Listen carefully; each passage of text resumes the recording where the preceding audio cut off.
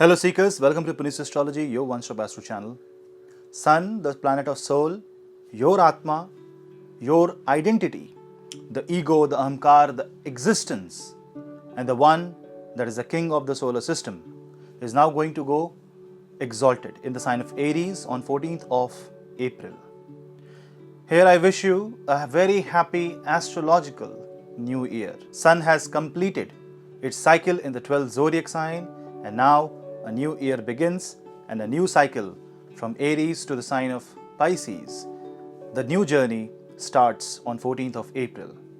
Let's discuss what this has to offer, how this Sun transit is going to affect our life. But before that, do not forget to hit that red subscribe button and the bell icon so that you and me can stay connected.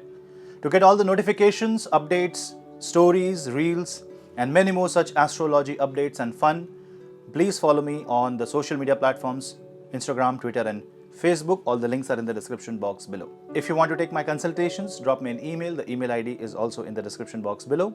Let's begin with Sun transit in the sign of Aries. Sun is the planet that controls the sign of Leo.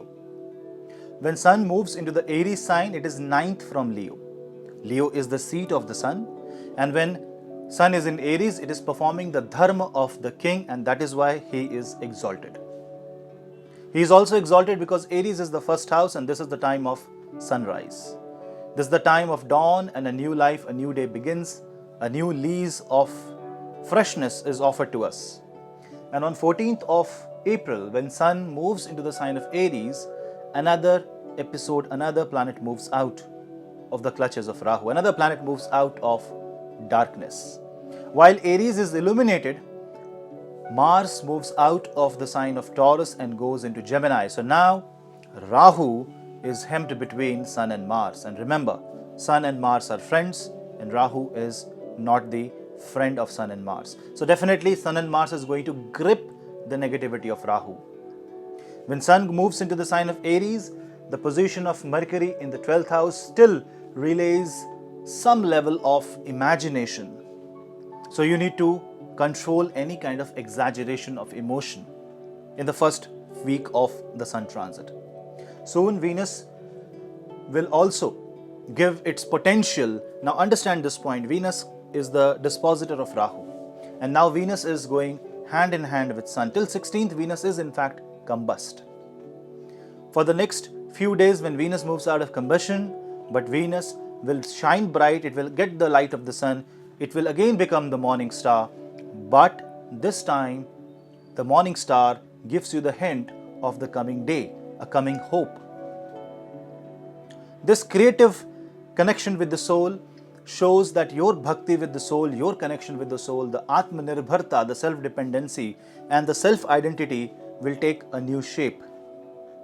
On the other hand, Rahu being second from Sun, new set of resources will come into picture.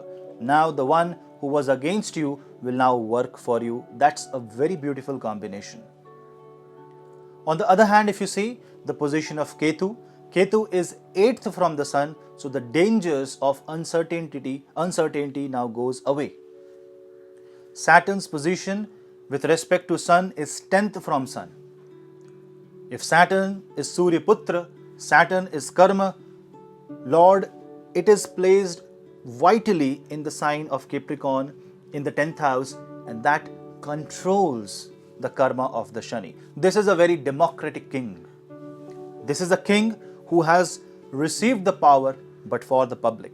Also, Jupiter becomes 11th from the sign of Aries, which means Jupiter is going to aspect 7th house from Sun, Jupiter is going to aspect 3rd house of Sun, and Jupiter will aspect 5th from Sun. Now remember, for Sun, 5th from its own position is very important, especially when Jupiter aspects the sign of Leo. Jupiter being in the sign of Aquarius shows expansion of identity. This is a very good time for at least for Aries ascendant, Leo ascendant, and Aries and Leo moon sign people. Because for you, Sun is getting all the power it needs. Sun does not have any kind of affliction here. Neither Rahu, nor Ketu, nor Saturn tries to interfere with the matters of Sun. Sun is soul. When it goes in the first house, it shows a new beginning. What it shows is that for all of us, it's a very positive time. This is a bright sunlight, but this also means that the summer will be quite harsh. When Venus is going out of the combustion, a relief comes into picture. There is a certain amount of relief from all the problems in life, and with Sun in the house of Mars and with Mars in the house of communication, Gemini, this means that you will communicate your passion, you will communicate your confidence. Your self-confidence will improve, and one way to improve self-confidence is looking good. Wherever you are, in whatever country you are in, whatever lifestyle that you live, try to be attractive, try to look good, try to present yourself in a very confident manner. Your confidence will rise high. The only thing that you have to worry is don't become overconfident. Sometimes when Sun goes in the sign of Aries, especially in Bharani Nakshatra, because of the power of Ashwini, Sun has travelled the exalted Ashwini Nakshatra. When it goes into Bharani, a sudden problem can unbalance you, and you may find yourself in a trippy situation. Because Bharani is a nakshatra which is controlled by Yamaraj. That's a very occult nakshatra. When Sun goes in Bharani nakshatra, I will make a separate video for Sun transit in Bharani. Although this transit is going to be hardly for a couple of weeks, but this particular transit creates a new wave of emotions.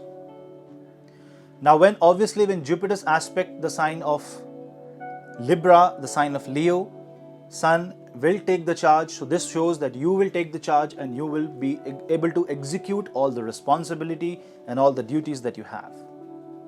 What you have to do, you have to completely focus on your kartavya, your karma, your duty, your responsibility, and find out what you are here for. So this is the best time to find out the reason of anything. If you are seeking an answer of a question, this is the time when you can actually get the answer. So you have to push forward. You have to become a seeker.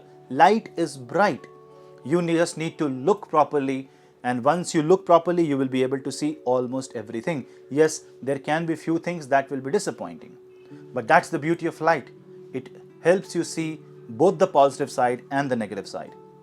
This is the time for personality development, and this is the time when you find out the pros and cons of your identity, the good and the bad about yourself, the strength and the weakness, and then you focus on the strength while you work on your weakness. This is the time when you can look out for a better opportunity. This is the time when you can make your passion your work. This is the time when you can make your passion your source of earning. Because Libra is getting balanced by the energies of Jupiter, Venus and Sun, this shows that this is the time when the business will start booming. A new hope will come. This summer, you need to just control the heat within your body by drinking plenty of water, and you will see that the health will improve. The entire positivity will come into picture. This is a very optimistic and a very positive transit. Also, if you see Mars being in the third house of Surya, Mars is the courage. And because Mars is the Karaka of the third house, the Sun's courage becomes very strong. And while Mars' fourth aspect falls on the sixth house, the negativity is going to burn. Soon Mercury will also come in the first house. When Mercury comes in the first house of Aries, the sixth lord goes in the first house. And when that happens, Mars and Mercury will have a Parivartan Yoga. That means you need to focus on your confidence. You need to focus on your communication. Because Rahu is in the second and Mars is in the third and Sun is exalted. Remember 1, 2 and 3. These three houses are facing all the masculine energy. A lot of power is there. So do not abuse the power when Sun is exalted. One more thing I would like to add here. If you see Saturn presence in the 10th house in Capricorn and Ketu's presence in the Scorpio sign is making Sagittarius go under Pap Kartari. Now, the Lord of Sagittarius, Jupiter, is third from Sagittarius. So definitely, Sagittarius is trying to come out of this Pap Kartari. Who is going to play a vital role in this? Mars and Mercury. Why? Because Mars is in the sign of Gemini and it aspects the sign of Virgo. I'll make another video for Mars transit in the sign of Gemini. But Mars' presence in the sign of Gemini and its aspect on Virgo creates a kind of a ripple in the Mercurian sphere. On top of that, if you see Mars directly aspects with the 7th aspect, the Sagittarius zodiac sign, and the 8th aspect of Mars falls on Shani. This means this is also the time frame when you can get out of any bubble, you can break free. This is the time to unchain yourself. This is the time to break free and follow the dharma.